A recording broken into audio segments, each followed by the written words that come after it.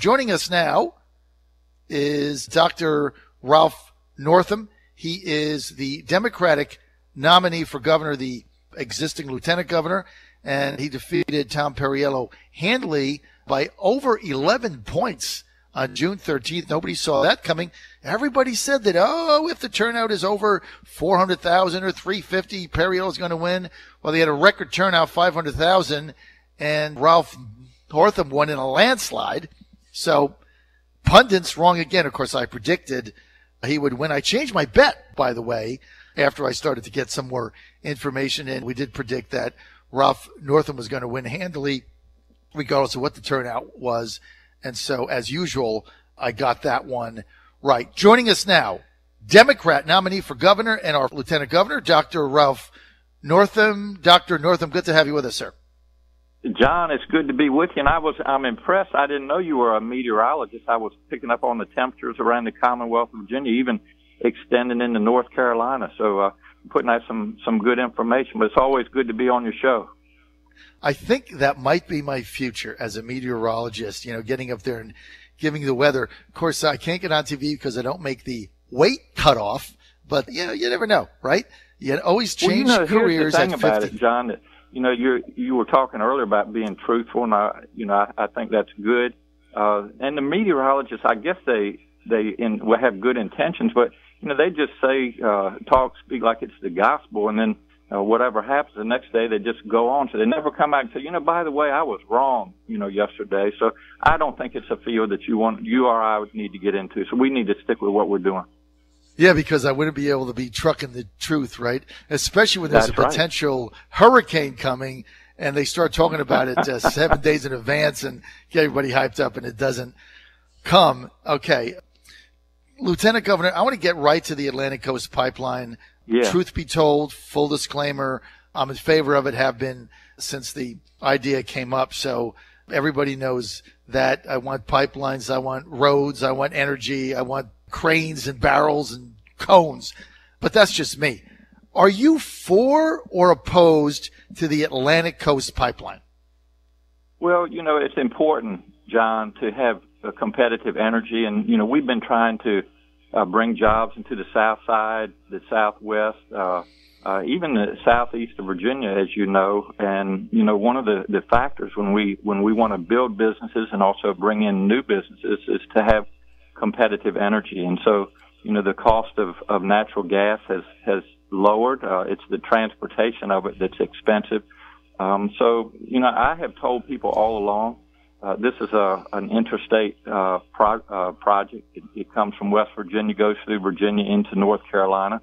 And I have advocated to do it safely, to do it environmentally responsibly, to do it with science and transparency, to make sure that we take care of people's property rights. And, if those things are taken care of, then FERC, which is the Energy Review Commission, which is a federal agency, as you know, is going to make the final decision. So I have, worked with the DEQ, worked with the Corps of Engineers, worked with the permitting process. And so if those are done appropriately and responsibly, then the pipeline will move forward. And I'm not going to do anything as governor to change that. I've worked with the agencies that we have available in Virginia, and I said all along, anybody that stands up and says from a lieutenant governor's position or a governor's position and says I'm going to stop this pipeline or promote it is merely pandering. And so we need to do what we can to make sure that it's done safely and with science and transparency. And that's what I've said all along, and I haven't wavered on that. All right, so it sounds like what you're saying, that if it's approved by the federal FERC agency, if they get the sign off, that you, as if you're governor of Virginia, that you're going to do nothing to hinder it, stand in the way, or delay it. You're going to be enthusiastic and go forward with it. Is that what I've heard?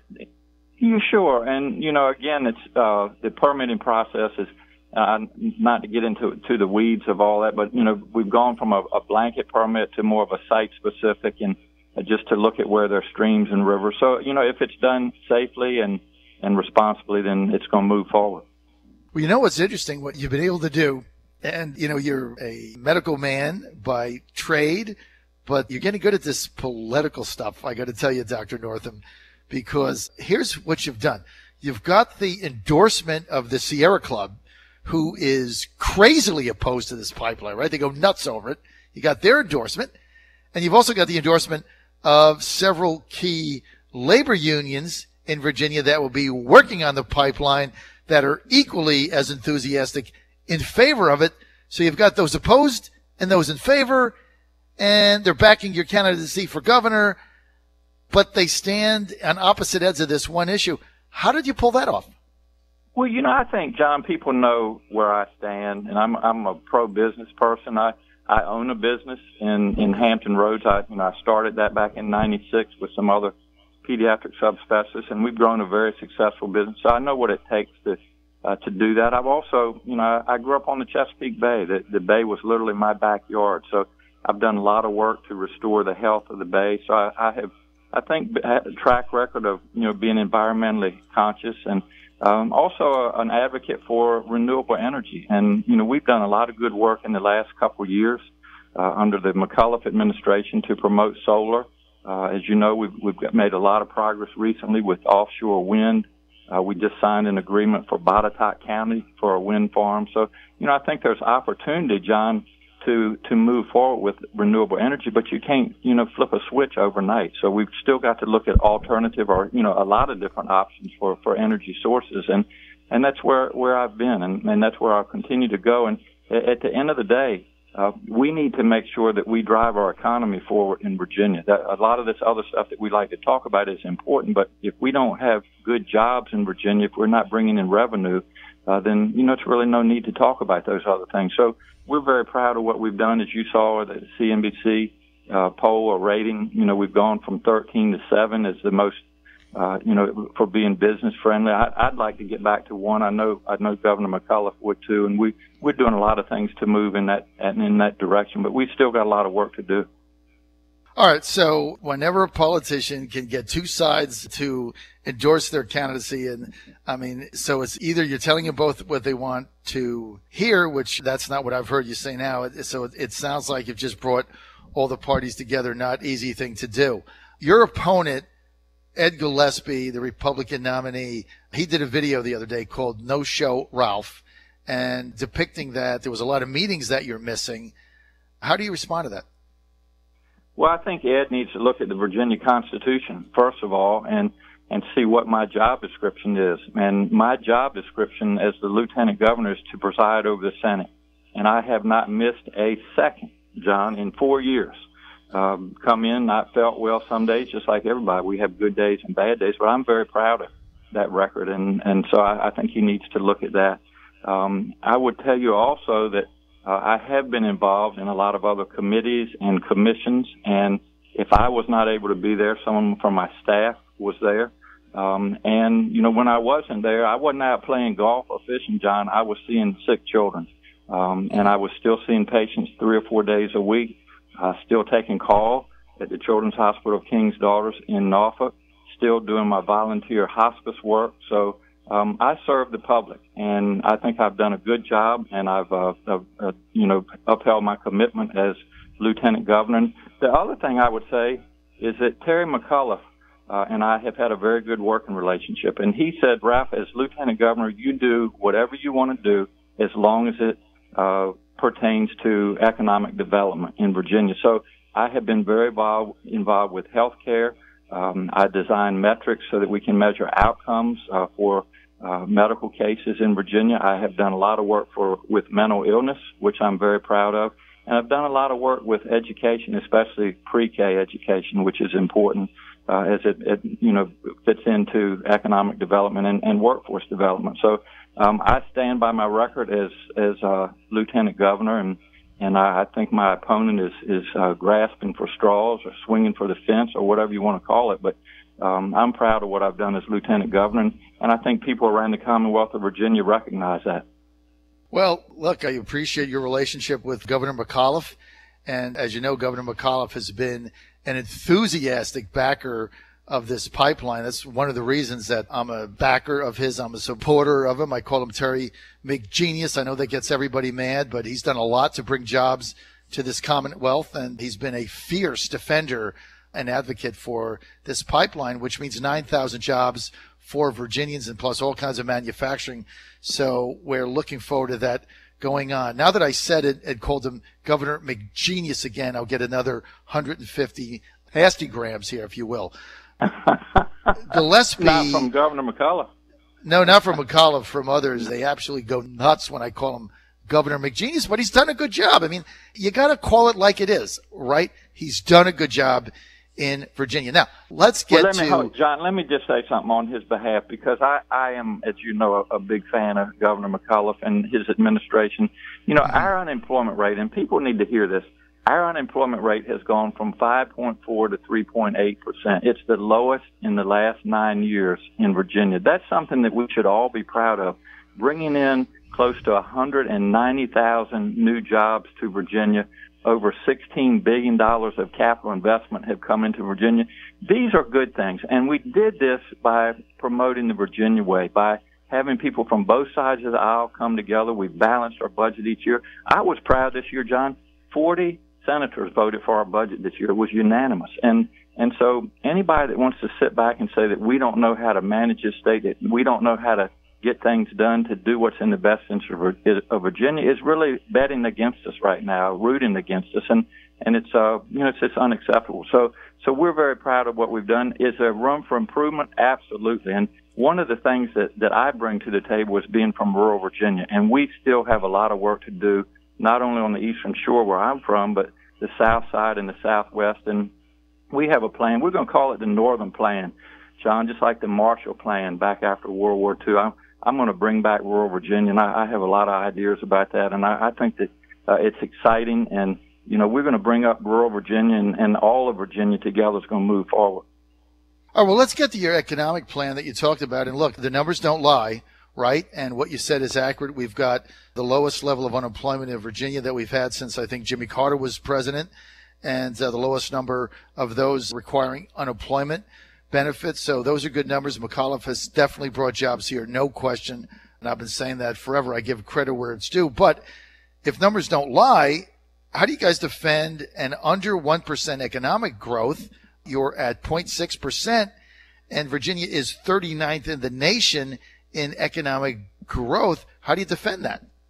Well, here's the challenge, John. And, you know, we have always been very dependent on the military and government contracting, and we always will be. But those resources aren't what they used to be. And as you all remember, we had sequestration. We had the government shutdown. Those hurt Virginia's economy badly. And so what we have done over the last 4 years, and we've done it with some urgency, is to really diversify the economy. And so we need to understand what the jobs of the 21st century are. And those are really in what we call STEAM-related areas: science, technology, engineering, the arts, math, healthcare, things like cybersecurity, unmanned aerial systems, biotechnology, data collection, data analysis. So we have worked very hard with our colleges and universities, number one, to make them affordable, but also to bring skills to jobs. Working with businesses. What is it that you all need? What type of employees you all need? And we'll help train them. We've got 23 great community college systems in Virginia. We've put a lot of emphasis on vocational and technical training at the high school level. The jobs of the 21st century, John, are really not what we call white collar or blue collar. They're new collar. And so we know how to train people now for those jobs. We're giving them access for workforce development so that they can get into those high tech areas. And it's been very successful. And so we'll continue that model, and again, move Virginia forward. Let's get to the political end of this, Dr. Northam. Gillespie, your opponent, suggesting 10 debates. Why not go around the state and debate the guy? What do you have to lose? Well, we have 3 debates scheduled. Our first one is on the 22nd, which will be not this Saturday, but next Saturday, out at the Homestead. It'll be with the Virginia Bar Association, and we're excited about that, so we can put the facts on the table and talk about the contrast between the two of us, and then 2 debates after that. And I think we have 7 or 8 joint appearances. So I think Virginians will be able to tell what I stand for and what Ed stands for, and kind of where we want to take Virginia. So we looked at over the years, John. We've had 3 debates in the gubernatorial race, and And so we're sticking with that, and I think that's plenty to let people know where we stand. All right, so you're going to be sticking with 3 debates. The July 4th holiday, Ed Gillespie came out with a plan to legalize fireworks in Virginia. For some people, this makes sense because, you drive to West Virginia, they're legal. You drive to North Carolina, they're legal. Then you come to Virginia, they're not. Does that make sense? How do you stand on that? Well, John, I wish that he would spend a day with me at the hospital, especially on July the 4th, and see some of the people that come in with fingers and hands that have been blown off. We even had one a couple of years ago that wanted to put one on top of his head. We couldn't save him. He passed away. People do things that are irresponsible, and, and I would tell Ed, there are people like me, John, that sit at the hospital or have to get called into the hospital when people are careless and do things that injure themselves or injure other people. And I would also say that regarding health care, a lot of these individuals don't have means to pay. So the hospital and providers have to absorb that. So, what he said is pandering. It's very... And I would just ask him to reach out and even read the story in the Sports Illustrated about Jason Pierre, the Giants, the NFL player who blew half of his hand off. Look at some of those pictures if he wants to see what fireworks do to people. So maybe he needs to rethink what he did. And, I just think it's irresponsible. And then, as you know, he went on and he's attacking me for supporting the transportation plan, which I'm not sure. That came out of right field. That really surprised me. We have such a transportation issue in Virginia. We need roads, and roads are not inexpensive. And that was a bipartisan plan. It was a plan, as you know, that was put on the table by Governor McDonnell, and it brought people from both sides of the aisle together. And, we've had over $2 billion come into our transportation projects now because of that. And I can just tell you as a business person, and, Ed says that he understands business.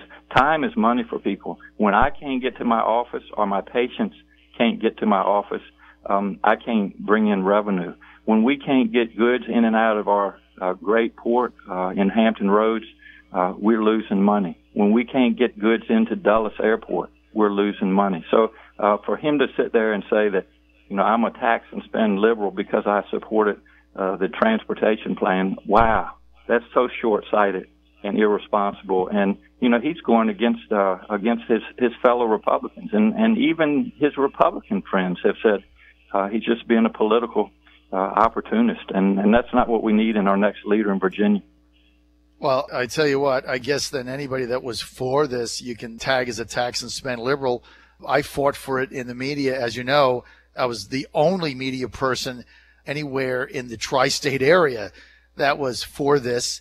And my only quarrel with it, to be candid, transportation in the state was neglected for so long politically. Yes. $6 million was like a drop in the bucket. I mean, if you really wanted to fix this, you needed about $16 or $17 billion.